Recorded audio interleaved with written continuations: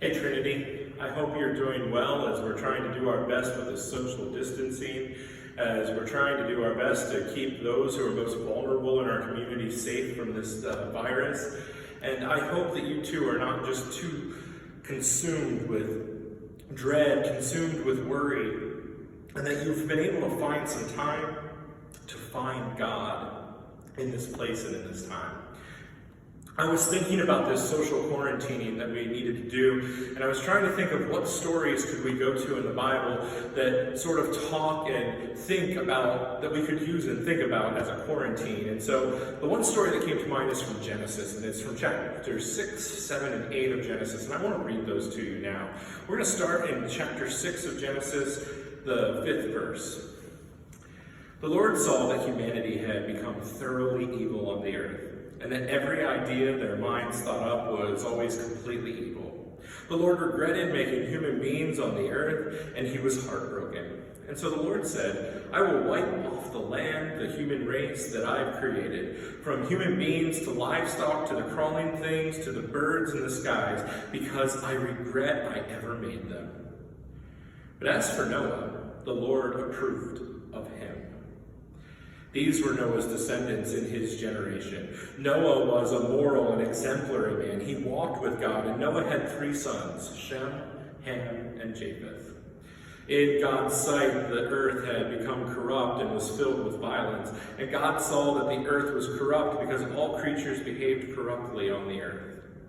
So God said to Noah, the end has come for all creatures. Since they have filled the earth with violence, I am now about to destroy them along with the earth. So make a wooden ark, and make the ark with nesting places, and cover it inside and out with tar.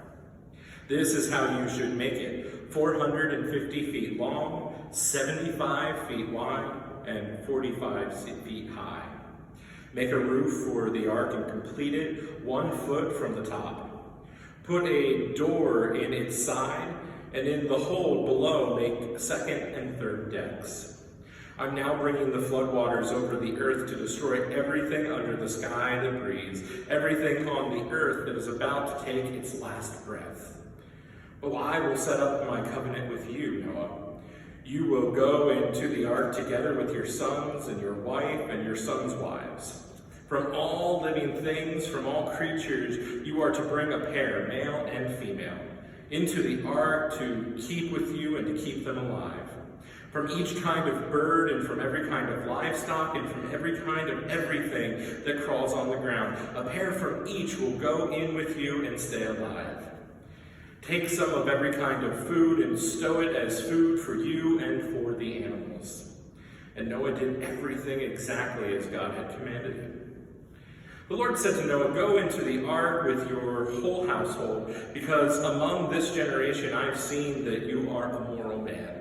And from every clean animal take 7 pairs, a male and his mate, and from every unclean animal take 1 pair, a male and his mate, and from the birds of the sky as well take 7 pairs, a male and a female, so that their offspring will survive throughout the earth. In 7 days I will send rain on the earth for 40 days and for 40 nights, and I will wipe off from the fertile land everything that I have made. Noah did as the Lord commanded him. Noah was 600 years old when the floodwaters arrived on earth, and Noah and his sons and his wife and his sons' wives with him entered the ark to escape the floodwaters. And from the clean and the unclean animals, and from the birds and everything crawling on the ground, 2 of each, male and female, went into the ark with Noah, just as God commanded Noah. After 7 days, the floodwaters arrived on the earth. And in the 600th year of Noah's life, and in the 2nd month, on the 17th day, on the day, all the springs of the deep sea erupted, and the windows in the skies opened. It rained on the earth 40 days and for 40 nights. That same day, Noah, his sons Shem, Ham, and Japheth, Noah's wife, and his 3 sons' wives went into the ark.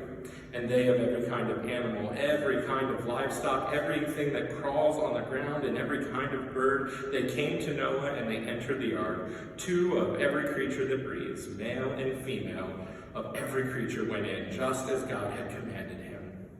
And then the Lord closed the door behind them. The flood remained on the earth for 40 days. The waters rose, lifted the ark, and it rode high above the earth. And the waters rose and spread out over the earth, and the ark floated on the surface of the waters. The waters were even higher over the earth, and they covered all the highest mountains under the sky. The waters rose to 23 feet high, covering the mountains, and every creature took its last breath, the things crawling on the ground, birds, livestock, wild animals, everything swarming on the ground, and every human being. Everything on dry land with life's breath in its nostrils had died. God wiped away every living thing that was on the fertile land, from human beings to livestock to crawling things and the birds in the sky, and they were wiped off the earth, and only Noah and those that were with him on the ark were left. And the waters rose over the earth for 150 days. It's that last verse that really caught me. If I was going to tell you this story from as I knew it, I would have told you about how, the rain did happen for 40 days and 40 nights, but the idea, I knew that they remained on the boat longer, but this idea that the waters rose over the earth for 150 days. Now, I'm not trying to scare you. I don't know how long our quarantining is going to need to last. But our last update that we've talked about here at the church has been 2 weeks, and it's just my own personal feeling that it's most likely going to have to be longer than that, and I'm sorry for that, but I think that that's probably what's safest for us all at this point. So Noah and his family were on the boat. It had rained the 40 days and the 40 nights that God had promised and foretold them about, and now they're just wondering, all right, when can we get off the boat? And I think that's kind of where we're at now. We're in our homes. We've stocked up, whether we've done so out of greed and taken from others, or whether we've just been able to get the bare minimums of what we need day in, day out to try to survive and get by. And we're concerned. When's this going to end? And I think the gleam of hope comes from how the story then yet continues for Noah. God remembered Noah, all those alive, and all the animals with him in the ark. And God sent a wind over the earth so that the waters began to recede, and the springs of the deep sea and the skies closed up. The skies held back the rain. The waters receded gradually from the earth. After 150 days, the waters decreased. And in the 7th month, and on the 17th day, the ark came to rest on the Ararat Mountains. The waters decreased gradually until the 10th month, and on the first day of the 10th month, the mountain peaks appeared. After 40 days, Noah opened the window of the ark that he had made, and he sent out a raven, and it flew back and forth until the waters over the entire earth had dried up. And then he sent out a dove to see if the waters on all the fertile land had subsided, but the dove found no place to set its foot. It returned with him in the ark, since waters still covered the entire earth. And so Noah stretched out his hand, took it, and brought it back into the ark. And then he waited 7 more days, and sent the dove out from the ark again. And the dove came back to him in the evening, grasping a thorn of an olive leaf in its beak. And then Noah knew that the waters were subsiding from the earth. Noah sent birds out to see if God had placed a sign that said it was safe. And he'd wait 7 days and then release another bird. I think that's pretty much the time that we currently are living in now for ourselves. We need to send out our birds, not figuratively, but we need to set out our ears and our minds for the messages that we need to listen to week by week and ask God, is it safe for us to meet in person again? And my hope is that we don't feel as if it's all that long of a time. Noah and his family, there's not a talk in this story about the stress that they feel, but even after only quarantining ourselves for 1 week, we are stressed to the gill as a people. Noah was stressed to the gill because of the animals and because of the people, and it was a huge responsibility. There was concern.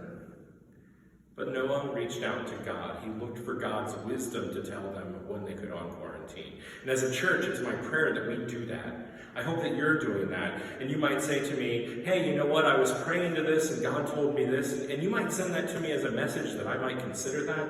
And know that this isn't completely my decision. Shortly, our leadership team is going to have a place in that. Shortly, our bishop is going to continue to keep messages and keep us communicating. And we all just need to keep an open communication with one another. If you have needs in your ark, in that place that you're quarantining, please reach out to me. My email, my phone number, I'll make sure that those are in the contact information on Facebook. You know the people in our congregation who maybe are more susceptible to this, more vulnerable. Please reach out to them. Make sure that they know to reach out to me.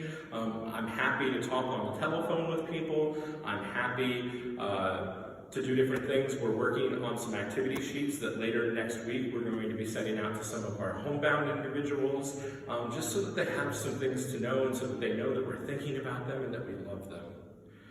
So in this time, reach out to God and continue to reach out to one another. Send out your birds so that we know when it is safe for us to open the doors.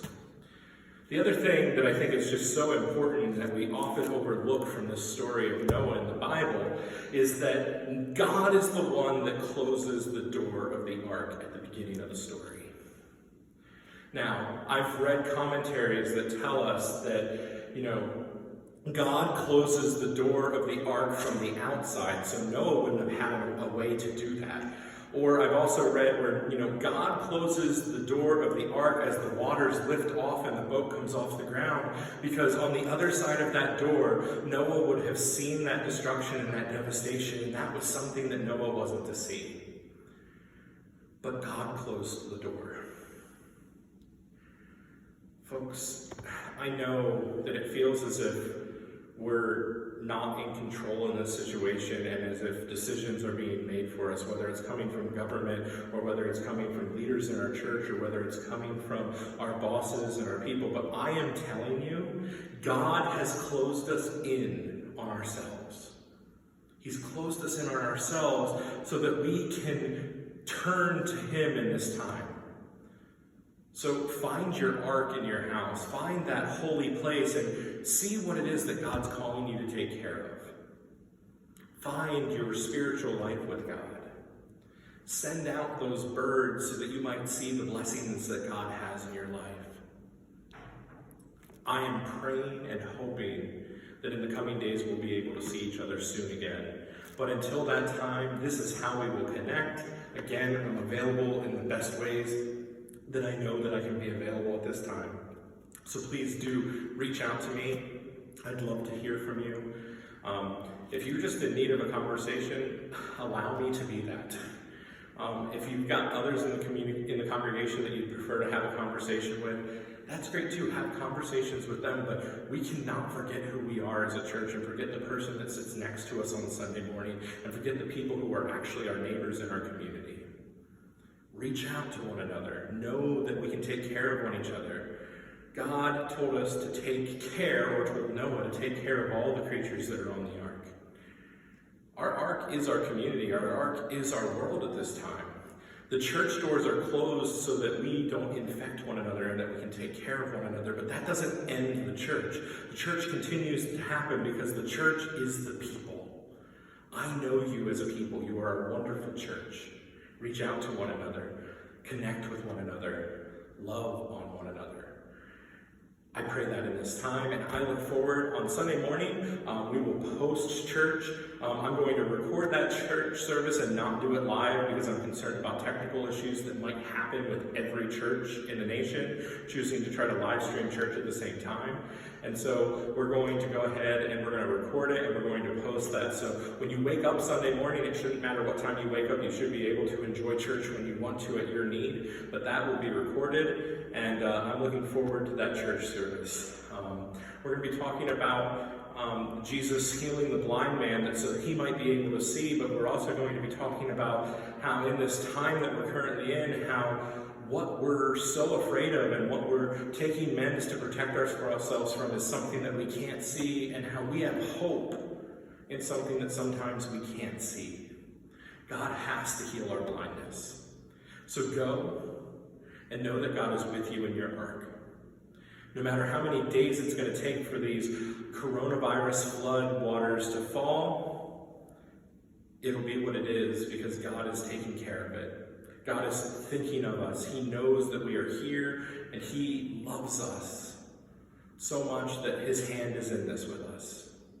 And when the doors are opened, when we find that news that it's safe to open the doors, we can come back up, we can fill this place with the love of Christ again, so that we can fill our hearts and go out into the world again. But until then, shine your light, find Christ in your homes and in your lives, and be the people that God has called us to be as disciples, the church that God has called us to be. God bless, and I look forward to seeing you in the near future. If you have needs, please reach out.